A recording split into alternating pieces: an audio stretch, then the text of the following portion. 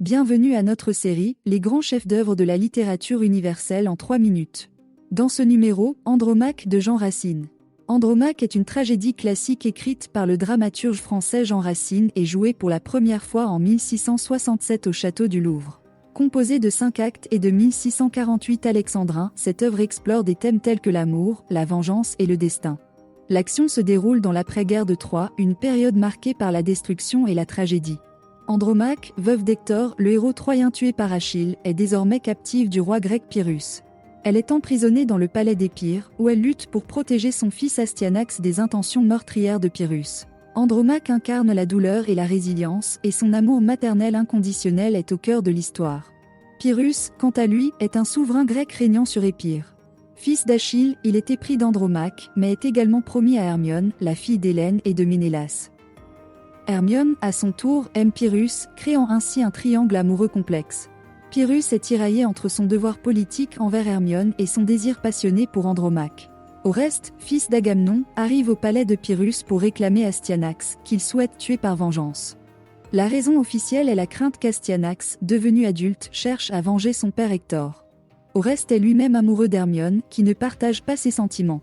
Le conflit intérieur d'Oreste entre l'amour et la vengeance ajoute une dimension psychologique profonde à l'intrigue. Dans Andromaque, Racine explore la notion de destin implacable. Les personnages sont pris dans un réseau de circonstances tragiques, où leur choix semble inévitable. Andromaque, malgré sa souffrance, accepte son sort avec dignité, tandis qu'Oreste lutte contre la fatalité. L'amour est au cœur de la tragédie. Les personnages sont déchirés entre leurs désirs personnels et leurs devoirs sociaux. La passion amoureuse conduit à la tragédie, car elle est souvent incompatible avec les conventions sociales. Andromaque incarne aussi la douleur et la force intérieure. Sa lutte pour protéger son fils et sa capacité à survivre malgré les épreuves soulèvent des questions sur la résilience humaine face à l'adversité. Oreste, quant à lui, est rongé par la culpabilité et la vengeance. Racine utilise les alexandrins, vers de 12 syllabes, de manière habile pour renforcer l'émotion de la pièce. Ce style confère un rythme régulier à la pièce, créant une cadence poétique qui amplifie les émotions. Les mots s'enchaînent avec harmonie, accentuant les moments dramatiques. Les alexandrins permettent d'exprimer des sentiments intenses en peu de mots. Ce type d'écriture crée des contrastes saisissants. Les vers courts et percutants sont utilisés pour exprimer la colère, la jalousie ou la douleur. En revanche, les vers plus longs et mélodieux sont employés pour les moments de tendresse ou de réflexion. Enfin, les alexandrins obligent à une concision. Racine doit choisir chaque mot avec soin. Cette économie de mots intensifie l'impact émotionnel.